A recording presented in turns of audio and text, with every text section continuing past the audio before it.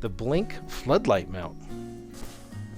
Here we go. We're taking a look at the Blink floodlight mount. Now, this floodlight does not include a camera, like I said before, but there is ones that do. So you can buy it with or without, and this is my first time opening it. Now, it says that it's got a 2-year battery life. I'm hoping that includes being charged when you get it. So I'm going to go ahead and open it. You can see that I've never done that. Blink floodlight mount. The unique thing about this product, it's got a built-in 2-year battery, just like the other Blink products.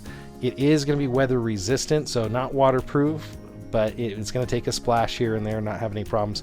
It has 700 lumens of light output, which is not exceptionally bright, but you're talking about a battery-powered floodlight. So this would be really cool in a place where you didn't have continuous power. Open it up in a way that we can see all of the goodies.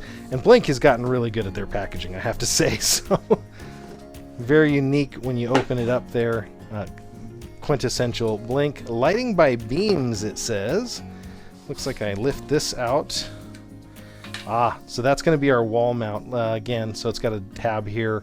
Their solar one is very, very similar, that you bump the solar one to lift it up. Looks like this is the up position, and then the retention is somehow on the side. We'll take a look at that when we get into it. Well, that's unique. So if I pull this out, I have to pretty much take the box with it because it's clipped through the side of this box. Okay, so there is the power or data, at least to the camera. It'll be interesting to see if these things share camera power through this. It'd be neat if this could actually be an additional battery for your camera. I don't know if that's the case. We'll take a look at the manual here in just a second. Again, looks like there's some extra just packaging areas. We've got an instruction mount here, or floodlight instructions. Download the Blink Home Monitor app, add the outdoor camera to your account, twist to remove the back of the cover so you can attach it here, snap your camera, and then mount anywhere. It doesn't look like you have to do anything beyond the camera, so let's go ahead and do that. I just happen to have an extra Blink here, and you can use their included screw system, and I'm just going to use mine here. Now what's unique on here is if you need access, so on the back cover, if you need access to that, you have to pop this little cover off. So in our case, we're using an accessory with it, so you can pop that cover off and you can pull it out completely if you want. It comes right off of there. So we're going to remove that little tiny plastic cover to give ourselves access here, and so when this does connect over here like so, I just push that down there. When it connects onto there, it'll have a connection for the battery. So we've done that. We've turned this on. Let's go ahead and add it to our account real quick. So in this case, we're going to add a Blink wireless camera. So this is the floodlight I'm seeing here. It is heavy. I'm not necessarily sure if it's rechargeable, but you can open it up. Looks like you twist it that way, and it's looking like it uses monster batteries in here. That's how it does it. So these are huge Duracells.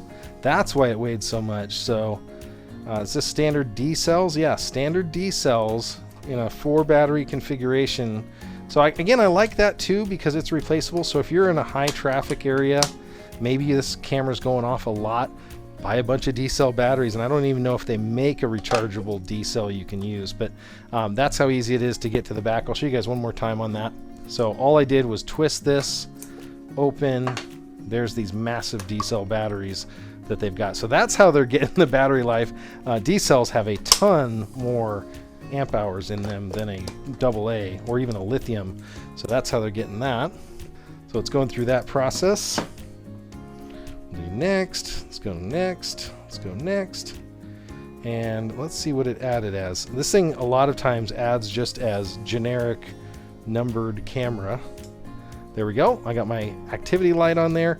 And again, you can see the video quality. This is a battery powered camera from Blink. So it's not going to last much longer. It'll give you just a little view and then it'll ask if you want to continue usually. Again, it's trying to save that battery life. Sorry about the studio there, Pinky. I know it's not to your liking, not cleanly enough, but no, it's pretty cool. So again, it's asking me to continue because it's going to automatically shut off. It's trying to save battery on here. So we did that step. Now what I'm going to do is close that, and I am going to plug this in as it instructed me to do. Snap the camera onto the mount and mount anywhere in your home using the included mounting kit. Now I don't want to go blind here. They do have a couple plastic covers which I can take off, but I also don't want to blind any of my cameras. That could be bad. But this is what we're looking at right now. And let's talk about attachment here. So when you attach the camera kit here, when you attach the back housing, make sure it's aligned properly so you can get to that little micro USB. Now you leave that normally covered, except when you're doing what we're doing here with the floodlight or the solar kit. The solar is a great add-on option. I've shown you guys that on Prime Days. That was a great show. So I'm going to close this. So righty-tighty, lefty-loosey. But normally you would keep, for weather resistance, you would always keep that closed. Now to make it easy on myself, I'm going to try to attach this down here. Hopefully you guys can see that. Okay, so it does have some weather sealing, it looks like. It's got a gasket. I'm not sure if I would trust this in a really heavy downpour like we get in Seattle, but I have attached it. And there we go. So now that is attached. Let's take a look what it looks like from the front. Now I can angle it in different directions. So it says live view in progress. So it's still showing me a live view. I'm going to say armed. And we'll see if we can get this to turn on. Okay. It's got notification snoozing. See, this is all the settings I was talking to you about. So it does have motion detection, night vision on off, IR intensity. I was kind of hoping that I would get a separate control for this, but I'm not seeing it, even though it is on and available. We'll have to see. This might be a mystery I get to follow up in a future show. Again, here's the camera, so I can see that the camera is working. I don't see... Okay, perfect. So I do have the back mount on this thing. I'll show you guys that real quick. So to unmount it and mount it, I'm pushing in, I'm sliding off, and I'm sliding on. You see this little plastic cover here? That's keeping the batteries from making contact.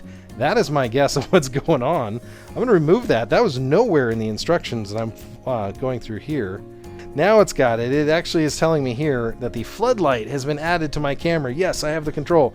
You know, that's what happens when you skip one step on this stuff. So again, I've got light control. I can turn the lights on. I just hit the light button. Okay, it's on right now. You guys can't see it because you're on a different camera than I am, but I'm going to point it towards you real quick.